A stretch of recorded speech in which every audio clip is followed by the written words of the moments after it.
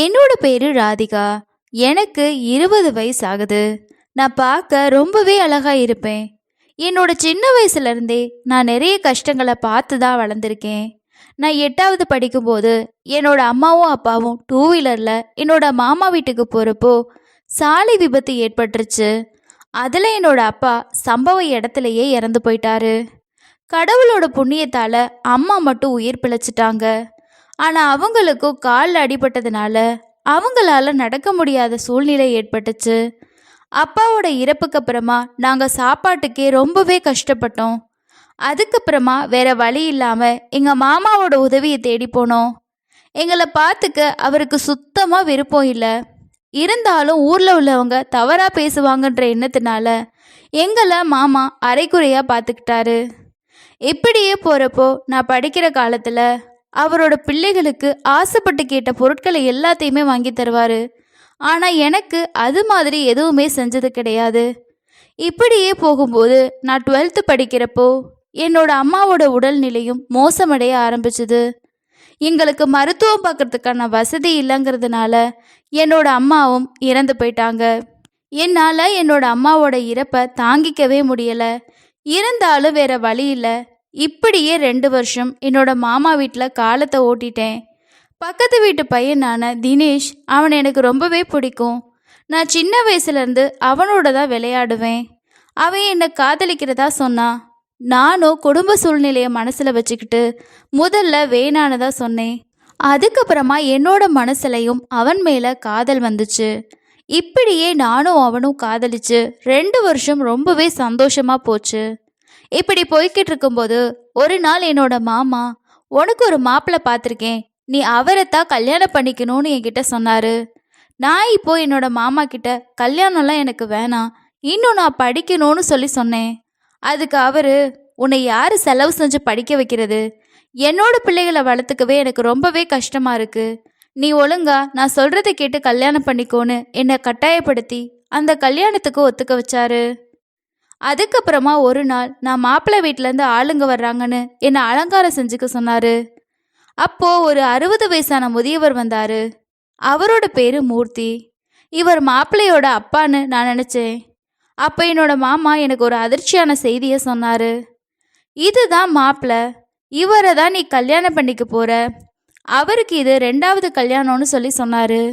இதை கேட்டதுமே நான் நொறுங்கி போயிட்டேன்.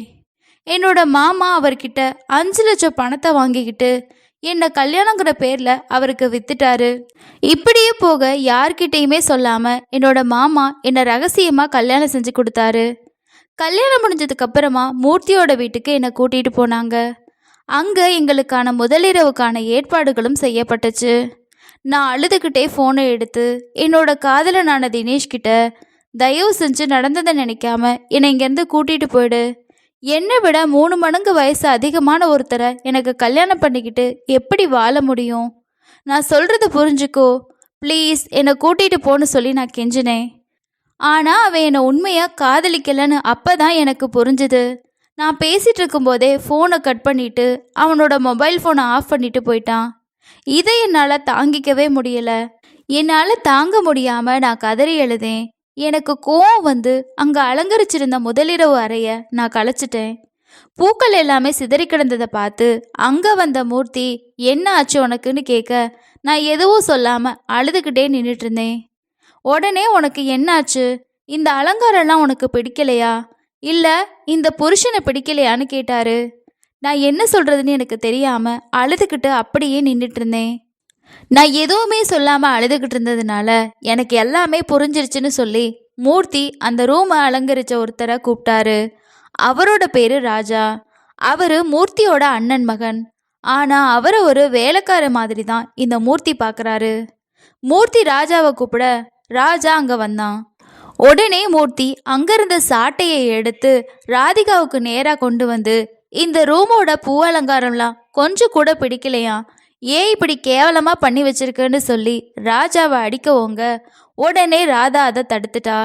எனக்கு இந்த அலங்காரம் எல்லாம் பிடிச்சு தான் இருக்குன்னு அழுதபடியே சொல்கிறா. உடனே ராஜாவை மூர்த்தி, நீ ஏன் இன்னும் இங்கே நிற்கிற, இங்கேருந்து போன்னு போக சொல்லிட்டு அதுக்கப்புறமா அன்னைக்கு நைட்டு கட்டாயப்படுத்தி ராதிகா கூட முதல் இரவையும் நடத்துறான். மறுநாள் காலையில ராஜா தோட்டத்துக்கு தண்ணி விட்டுட்டு இருக்கப்போ ஜன்னல் வழியா மூர்த்தியோட ரூமை பார்க்கறான். அங்க ராதிகா மட்டும் தனியா படுத்திருக்கிறத பார்த்துட்டு இருக்கான். உடனே அந்த ரூமுக்கு மூர்த்தி வர அவன் அங்கிருந்து போயிடுறான். ரூமுக்குள்ள மூர்த்தியும் ராதிகாவும் இருக்க, உன்னை பார்க்க உன்னோட மாமா இங்க வந்திருக்காரு, சீக்கிரமா நீ வான்னு சொல்லிட்டு வெளியே போயிடுறாரு மூர்த்தி. வெளியே ராதிகாவோட மாமாவும் மூர்த்தியும் பேசிட்டு இருக்காங்க. ராதிகாவோட மாமா என்னன்னு தெரியல, காலையில 5 மணிக்கெல்லாம் எனக்கு ராதிகா கால் பண்ணி அழுதா, அதுக்காக தான் அவளை பார்க்க வந்தேன்னு சொல்றாரு. உடனே மூர்த்தியும், இப்போ உள்ள பொண்ணுங்க எல்லாமே பிரச்சனைனா கையில் ஃபோன் இருந்தால் போதும், சின்ன சின்ன விஷயத்துக்கு கூட அம்மா வீட்டுக்கு கால் பண்ணி அப்படியே எல்லா விஷயத்தையும் சொல்லிடுறாங்கன்னு சொல்ல, உடனே ராதிகாவோட மாமாவும் நீங்கள் சரியாக சொன்னீங்கன்னு சொல்ல, உடனே மூர்த்தி 1,00,000 ரூபா பணத்தை கொண்டு வந்து ராதிகாவோட மாமா கிட்ட கொடுத்து, நான் இதை எதுக்கு உங்ககிட்ட கொடுத்தேனா, இனி எந்த ஃபோன் வந்தாலும் நீங்கள் இந்த பக்கமே வரக்கூடாது, அப்படி வந்தாலும் உங்ககிட்ட கொடுத்த அந்த 5,00,000 நான் திருப்பி வாங்கிடுவேன்னு சொல்லி மிரட்டுறாரு. மூர்த்தி மிரட்டினதை பார்த்ததும் ராதிகாவோட மாமா பயந்து போயிட்டு, சரிங்க நான் இந்த வீட்டு பக்கம் இனி வரவே மாட்டேன்னு சொல்லிட்டு அங்கேருந்து கிளம்பி போகிறாரு. அதுக்கப்புறம் ராதிகாவையும் கூப்பிட்டு நான் கிளம்புறேன், எனக்கு டைம் ஆச்சுன்னு சொல்லிட்டு கிளம்புறாரு. அவங்க மாமா போனதுக்கப்புறமா மூர்த்தி ராதிகாவோட ஃபோனை வாங்கி அதில் இருக்க சிம்மை கலட்டி உடச்சி தூக்கி போட்டுட்டு ஃபோனை கொடுத்துட்டு, இதுக்கு மேலே என்னை கேட்காம யாருக்காவது கால் பண்ணா அதோட விளைவுகள் ரொம்பவே மோசமாக இருக்கும்னு சொல்லி மூர்த்தி அவங்கள மிரட்டிட்டு போகிறாரு.